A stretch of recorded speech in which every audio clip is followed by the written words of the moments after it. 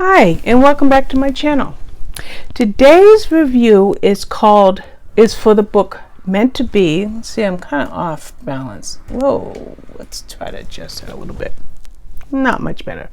Anyway, it's Meant to Be by Jude Deveraux, and I just want to touch a little bit on why I'm so glad that I got a chance to read this book. You know, I'm 60 years old. Jude Deveraux has been writing for decades. My mom read Jude Deveraux. As a matter of fact, when my mom died, which we since sold those, got rid of books that I had from decades ago, I had a lot of Jude Deveraux books that my mom left. So reading her books in the last few years have really been a pleasure. I've read a series by her. I'd say a couple of them would be A Willing Murder, A Justified Murder, maybe 3 or 4 others in that mystery series, kind of like not quite a cozy mystery series, but pretty close to it. So this book here, however, is romance / women's fiction, and I loved being able to read a book by this author in this genre here, and I found it to be a very touching story. As a matter of fact, I had signed on for a blog tour for this book maybe a month or 2 ago, but I had 2 or 3 months prior to release to get the book read. Well, I was watching Shalene, the Coloring Book Nook, maybe one of her Sunday streams, and she was talking about this book, or it could have been one of her morning videos. So when she was talking about the book, I'm like, I gotta move this book up into my queue and go ahead and get it read, so that whenever Shalene was talking about it, I read it the next day, and boy am I glad I did. It's a touching story, and the title is significant, Meant to Be, because you have 2 women who are sisters, Vera Exton and her sister Kelly. Okay, they have their lives plotted out in front of them as if everything that was going to happen in their lives was meant to be. So over and over in this book, those 3 words have significant meaning. Now, what is the tie-in for these sisters as far as their story is concerned? Well, Kelly is younger than Vera.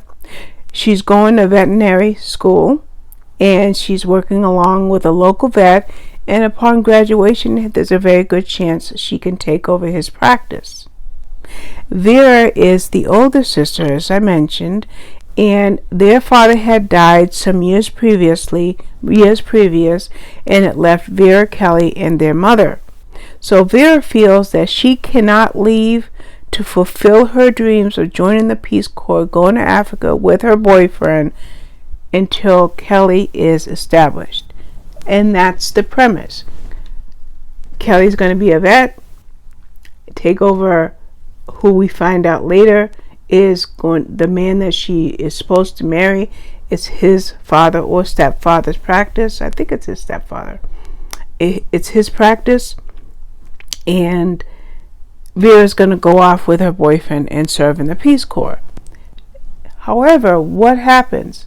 Their lives are so well on track. Well, Vera's boyfriend, her longtime boyfriend, returns home from Africa. His name is Adam Hatton. Adam returns home. Him and Vera hit it off well, hot and heavy, and they start to see their future that might become a reality, to be in the Peace Corps together.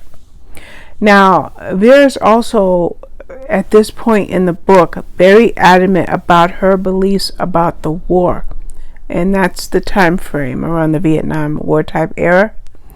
And meanwhile, when Adam comes home, he comes home for a very specific reason. His father had recently died, and his 18-year-old brother Robbie was getting into trouble week after week. So Adam knows that Robbie needs guidance. So he comes home and he starts to take over things in the life of his family, the family he left behind to join the Peace Corps. And Adam, by the way, left home because him and his father did not get along. They fought all the time, so Adam just left. Now his father's gone, Robbie's in trouble, and Adam starts to see a sense of responsibility here in town where he is now, in that dream of Africa where he had been serving for years, building schools, hospitals, and helping people. Now that doesn't seem to be the catch in his life that he needs right now. So, back to Kelly. She also, just like Vera and Adam were a long time couple, Kelly was involved with somebody from childhood, and it looked like they were going to get married. Yeah, their lives were everybody's life was in sync. Well, as it turns out, neither Vera nor Kelly, or Adam for that matter, or even Kelly's boyfriend, were truly happy. So their lives begin to shift. Things begin to shift.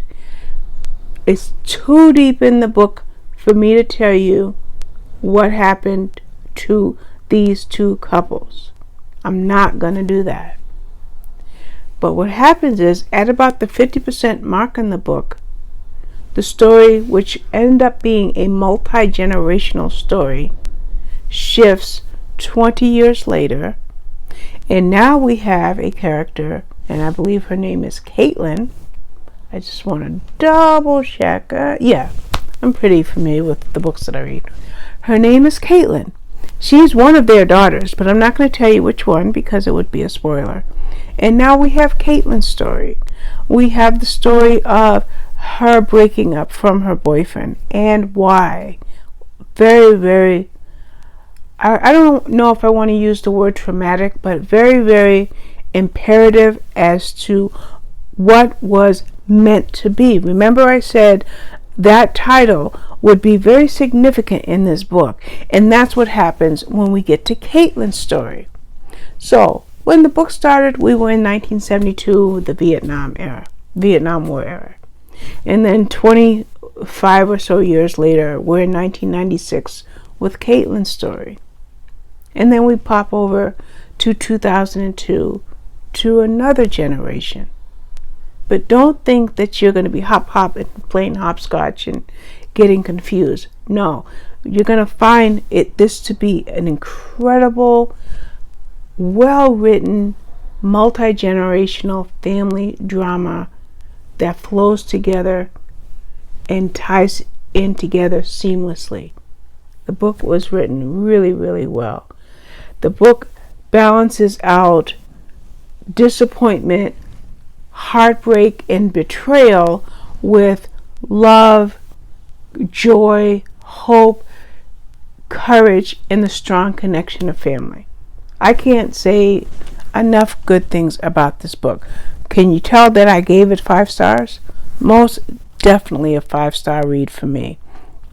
Now, this book won't be released until March 16th, so I'm holding over this video to be uploaded to this channel until release date.